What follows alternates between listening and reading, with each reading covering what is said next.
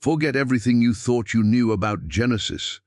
We're about to expose the unseen kingdom woven into its very fabric, a revelation so profound it directly illuminates Jesus' most revolutionary teachings. This isn't just ancient history. It's a living truth that will transform your spiritual perspective and deepen your connection to the divine. Get ready for an unveiling. All right, family, let's get into it. So, how did the master Goldsmith used to kick things off? He wouldn't just say, "Hello," and jump in. Nah, he'd get quiet for a second, look out at everyone, and then hit us with a spiritual truth bomb that would completely flip the script on how we saw, well, everything. He'd start by talking right to you, not to the crowd, but to the real you, the spiritual you that's been waiting to wake up. So let's do this. Let's get grounded. You ever feel like you're stuck on the surface of life, just scrolling through the daily grind, dealing with the same old drama, chasing paper and likes, but feeling like there's a whole other level to this game that you just can't seem to access, like you're seeing the world in 2D, but you know there's a 3D HD, full-on IMAX version hidden just out of sight? That feeling, that's the tip-off. That's your soul telling you that the map you've been given, the one that says, work, pay bills, sleep, repeat, is a total fake. The real deal, the treasure map, has been right in front of our faces the whole time. It's in Genesis. Not the Genesis they taught you in Sunday school with a bearded guy and a snake, but the real Genesis, the cosmic, coded blueprint for the ultimate power-up. We're about to crack that code wide open. We're not just talking ancient history, we're talking about the key to unlocking a kingdom of power, peace, and purpose that's already inside you. Jesus called it the kingdom of heaven, but let's keep it a buck. It's that state of flow, that unshakable vibe, where you know you're connected to the source and nothing can knock you off your square. So, if you're ready to stop playing the simulation and start designing it, lean in. Because what if I told you that the biggest secret, the most mind-blowing hack for a life of limitless spiritual riches isn't something you have to find, but something you just have to remember? So, let's land this plane. We've walked through the garden, we've decoded the symbols, and we've seen that this kingdom isn't a place you go, it's a frequency you tune into. It's the ultimate, moment that changes everything. But here's the thing they don't tell you: knowing the map isn't the same as walking the path. This is just the beginning. The real magic happens when you take this from a dope concept in your head to a lived reality in your bones. And that leads to the final question, the one that's going to sit with you long after this talk is over.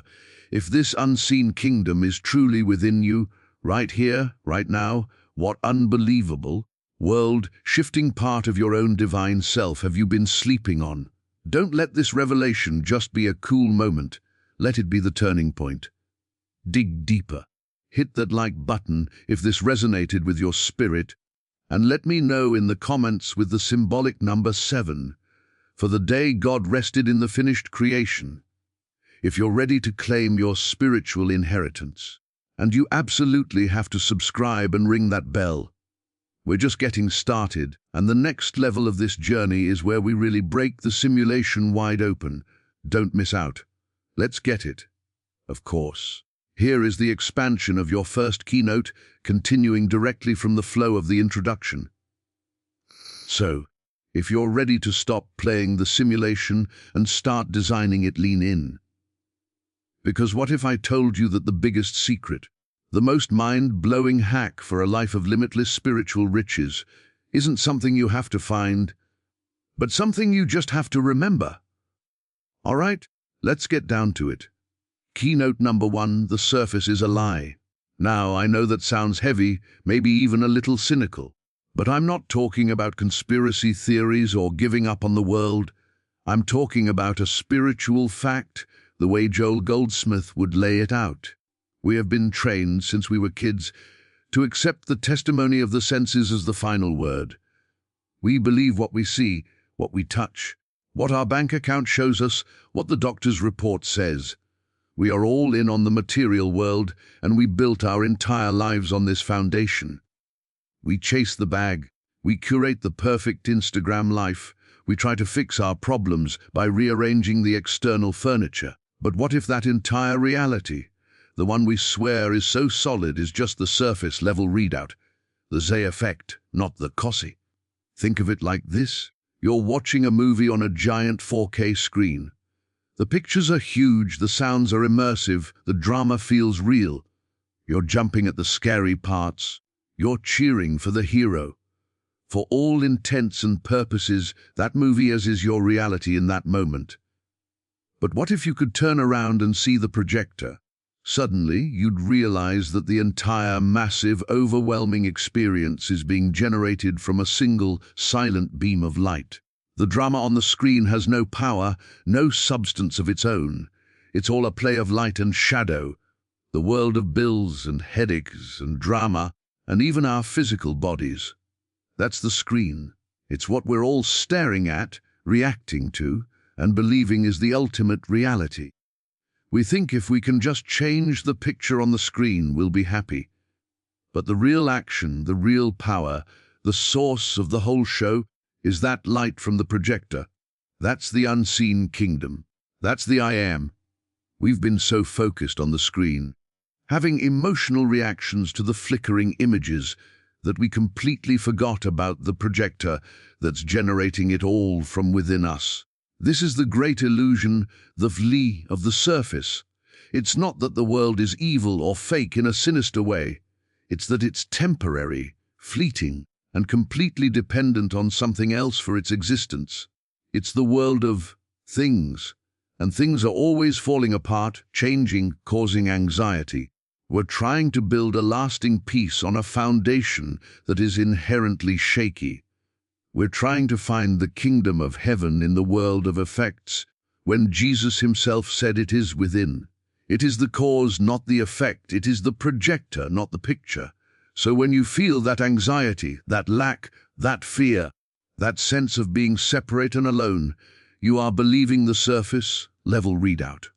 You're reacting to the movie as if it's the only reality. You're arguing with the shadow on the wall instead of turning on the light. This is the foundational shift we have to make. We have to break our addiction to the testimony of the senses. We have to develop what Goldsmith called spiritual discernment, the faculty to perceive the invisible substance behind the visible form, to feel the constant presence behind the chaotic appearance. We must withdraw our faith from the world of effects and place it entirely in the unseen cause. This isn't a denial of the world, it's a recentering in the only power that can ever truly govern it. Now, if the world we see with our eyes is just the surface, just the flickering images on the screen, then the million-dollar question becomes, where's the projector? Where is that source code, that master blueprint, that holds the original, perfect design for all of this? This brings us to our second point. Genesis is a cosmic code. Don't get it twisted. I'm not talking about a history book or a science textbook. Trying to read Genesis that way is like trying to use Google Maps to perform brain surgery. You're using the wrong tool for the job, and you're gonna have a real bad time. The folks who argue about 6 24-hour days or the exact location of the Garden of Eden, they're missing the whole point. They're archaeologists digging in the wrong ruin. Genesis is not a record of external, physical events. It's a deep, mystical, and infinitely sophisticated allegory for the inner architecture of your own consciousness.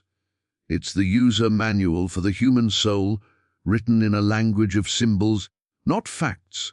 Let's break down the opening scene. In the beginning, God created the heaven and the earth. This isn't a headline about the Big Bang. This is the foundational principle of all being. Heaven represents the realm of pure, unformed spiritual ideas, the world of cause, the projector itself. Earth represents the realm of form, of manifestation, the world of effects, the screen. The very first line is telling us that there are two levels to realities, the unseen cause and the seen effect, and the earth, the world of form, was without form and void.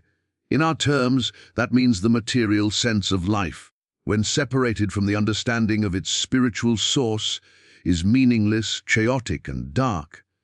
It's a perfect description of that feeling of being lost, of the daily grind that feels empty and pointless. Then the Spirit of God moves upon the face of the waters. This is the game changer. The waters are a universal symbol for consciousness. This is the moment when the unseen, impersonal cause begins to stir within your own awareness. The rest of the days of creation are not a chronological checklist. They are a precise, sequential unfolding of how spiritual consciousness forms a universe. It's the pattern of how the formless takes form within you.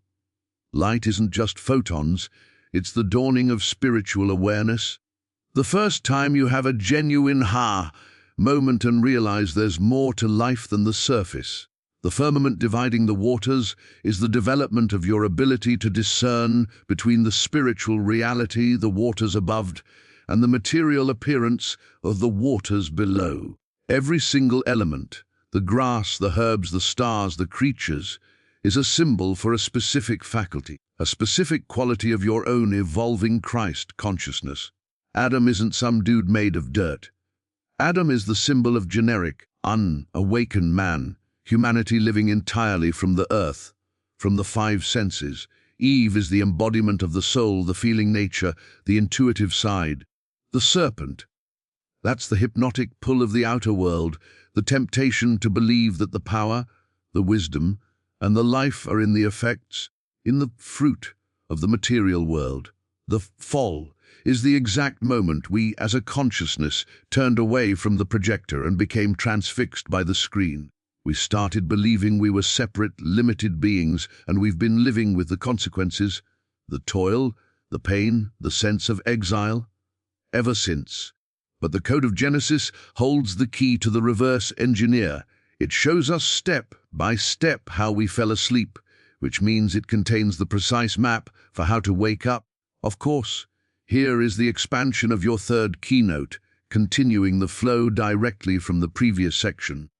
But the Code of Genesis holds the key to the reverse engineer. It shows us step by step how we fell asleep, which means it contains the precise map for how to wake up.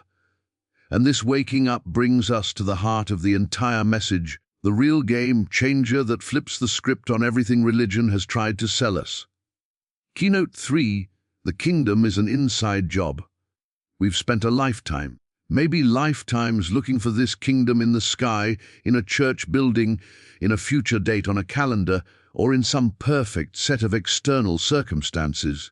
We've been taught to pray as if we're begging a distant landlord for favors, hoping he'll throw a little relief our way if we use the right words. But that entire framework is a red herring. It's the very illusion the serpent sold us, just dressed up in religious clothes. It keeps us looking outside ourselves for a salvation that can only ever be found by turning within. When Jesus said, "The kingdom of God is within you," he wasn't offering a nice poetic sentiment. He was stating a metaphysical fact as concrete as the law of gravity. He was pointing to the projector, not a future event on the screen. The unseen kingdom isn't a location you can GPS. It's a state of consciousness. It's the fundamental, operating reality of your own being when it's consciously aligned with its source. It's the heaven in the Genesis code, the realm of pure spiritual cause that is the substance of your very own I am. Think of it like your Wi-Fi signal. You can't see it, you can't taste it, you can't hold it in your hand. But it is undeniably, powerfully present.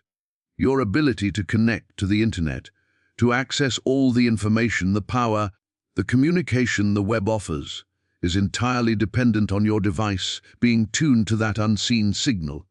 If you're disconnected, the problem isn't that the internet has disappeared from the universe. The problem is right there in your hand. You've lost the connection. The kingdom is that divine Wi-Fi. It is the ever-present, omnipresent field of spiritual substance, intelligence, and life. Your soul is the device designed to receive it. The entire spiritual journey, then, is not a quest to build the kingdom or to travel to it. It's the process of removing everything in our own consciousness that is blocking the signal. It's about quieting the static of fear or the noise of personal ambition, the interference of old grievances and limiting beliefs. We aren't building a connection to God. We're revealing the connection that has always been there because it is what we are. Our work is to get our device, our awareness, cleaned up, still, and receptive so that the infinite resources of the kingdom can flow through us as us. This is what it means to be the temple. You are not a beggar at the gate. You are the dwelling place. The peace you seek, the power you crave, the wholeness you feel is missing. It's not a reward for good behavior. It's the native state of your being when you stop looking for it on the outside and consent to its presence within. The treasure isn't buried in a field you have to buy. It's buried in the field of your own awareness. And the map to find it is the coded allegory we've been reading all wrong. Of course. Here is the expansion of your fourth keynote, continuing the flow directly from the previous section. The treasure isn't buried in a field you have to buy, it's buried in the field of your own awareness. And the map to find it is the coded allegory we've been reading all wrong. This realization completely changes the nature of the search. If the kingdom is an inside job, then the frantic, grasping, seeking energy we often bring to spirituality is actually part of the problem. It's like running through a dark house, desperately looking for a light switch, all while holding a fully charged flashlight in your hand that you've forgotten how to turn on. This brings us to our fourth point. It's about remembrance, not search. The entire paradigm of searching implies that what we're looking for is absent. It sets up a dynamic of lack. That is without, and a there that has what we need. It reinforces the very sense of separation that the Genesis story allegorically describes as the fall. We become spiritual consumers, hopping from one workshop to the next, collecting techniques and teachings, trying to accumulate enough light to fill our perceived darkness. But you cannot acquire what you already are. You cannot find a place you never left. The unseen kingdom, your true Christ nature, is not something you attain, it is something you awaken to. It is the fundamental, foundational reality of your being that has been obscured by layers of misidentification, what Goldsmith called the Adamic dream. Think of it like this. The sun is always shining. Even on the cloudiest, stormiest day, the sun hasn't gone anywhere. It hasn't been destroyed. The clouds are just temporarily obscuring it from your view. Your work is not to build the sun or to travel to it. Your work is to abide in the knowledge of its constant presence until the clouds in your own atmosphere, the clouds of fear, of personal sense, of belief in a power apart from God, naturally dissipate. The light was never gone, you just forgot it was there. The spiritual path, then, is a path of anamnesis, a Greek word that means the loss of forgetfulness. It's a process of unlearning, of letting go of the false narratives we've accepted about who and what we are. This is why the message is called the good news. It's not a new set of rules to follow, it's the announcement that the struggle is over. You can stop trying to become spiritual. You can stop trying to become perfect enough for God to love you. Your only work is to still the mind, to turn the attention inward, and to consent to the truth of what you already are. It's a shift from striving to surrendering, from seeking to abiding, from accumulation to revelation. You are not a sinner trying to become a saint. You are the divine child of God, who has been asleep, dreaming you were a beggar in a world of lack. The alarm clock is going off. The call is not to search for a new identity, but to remember the one you had before the world, with all its labels and limitations, told you who you were supposed to be. The entire journey is a return, not an arrival. Of course, here is the expansion of your fifth keynote, continuing the flow directly from the previous section. The entire journey is a return, not an arrival. But here's where the rubber meets the road. This remembrance can't just be a cool idea we agree with intellectually.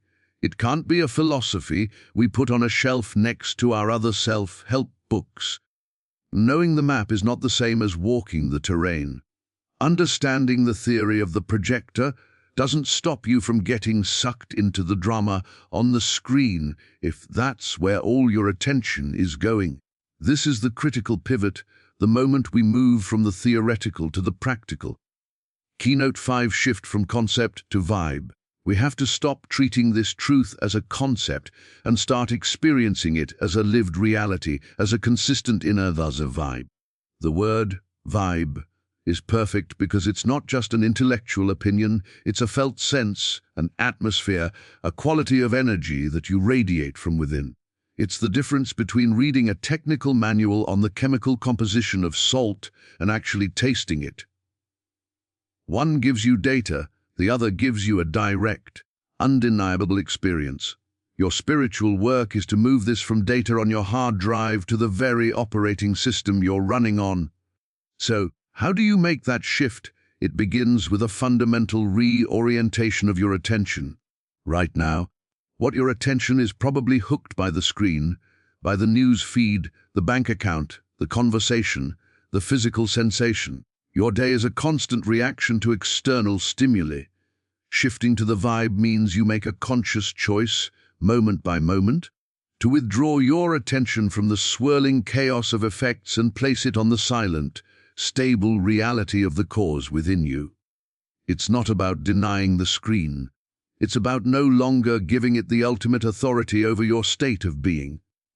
When a problem arises, instead of your first move being to panic and try to fix the picture, you pause, you get still, you turn your gaze inward, you consciously acknowledge the presence of the projector, the infinite intelligence, the unconditional love, the perfect harmony that is the substance of your true being. You abide there, you rest there, you let that reality be more real to you than the problem. This is the practice. This is the reps. It's not about chanting for hours on a mountaintop, unless that's your thing. It's about when you're stuck in traffic, feeling the tension rise in your shoulders and consciously releasing it by remembering, my peace is not out here in this traffic jam. My peace is an inside job, and I consent to it now. It's about when a bill arrives that you don't know how to pay, feeling the fear grip your stomach, and then consciously shifting your focus to the truth. My supply is not in that bank statement. My supply is the infinite substance of the unseen kingdom, and I open myself to its channels now. You are, in that moment, switching your connection from the problem to the presence. You are choosing the vibe of faith over the vibe of fear. You are making the abstract truth a concrete experience in your body and your mind. This is how you stop being a tourist in the kingdom and start being a permanent resident. You stop talking about the light and you actually, finally, flip the switch. Of course, here is the expansion of your sixth and final keynote, continuing the flow directly from the previous section. Emphasis. You stop talking about the light and you actually, finally flip the switch.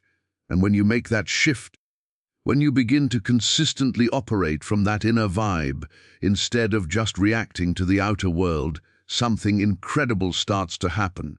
The static of the old life begins to fade, and a new signal comes in clear and strong.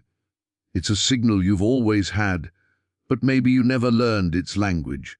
This is the grand finale, the ultimate purpose of this entire journey. Keynote 6, your divine self is awaiting activation. This is the part they never told you in Sunday school. You aren't just a repaired version of your old, broken self. You aren't just a forgiven sinner. The entire process of remembering, of turning within, of shifting your vibe, is meant to trigger an activation sequence. It's the spiritual equivalent of finding the hidden power core and pressing the on button. That power core is your true identity, what the mystics call the Christ self, the I am, the indwelling presence. It's not a foreign entity, it's the you. Before you were programmed by the world. It's the you that was there before the fear, the lack, and the doubt took root. And it hasn't been sitting there dormant like a lump. It's been waiting. It's been a live wire of divine potential, humming with infinite intelligence, unconditional love and creative power, just waiting for you to stop ignoring it and finally plug in. Think of it like this. You've been living in a house your whole life, using only a few small penlights to see, thinking that's all the light you had. You've been bumping into furniture, struggling in the shadows, making do. The activation is the moment you finally find the master switch for the whole house's electrical system. You flip it, and suddenly every room is flooded with brilliant, clear light. The obstacles you used to stumble over are now plainly visible. The resources you needed were in the house all along. You didn't build the wiring, you just activated it. This is what happens when your conscious awareness finally marries up with your divine identity. Capacities you didn't know you had, intuition that seems like foresight, a love that isn't possessive, a creativity that feels like it's flowing through you, begin to come online. This isn't you becoming a superhero, it's you finally becoming what you were always designed to be, operating at full capacity. This activation isn't a one-time fireworks show, it's a continual unfolding. As you maintain the vibe, as you abide in that remembrance, more and more of this divine circuitry lights up.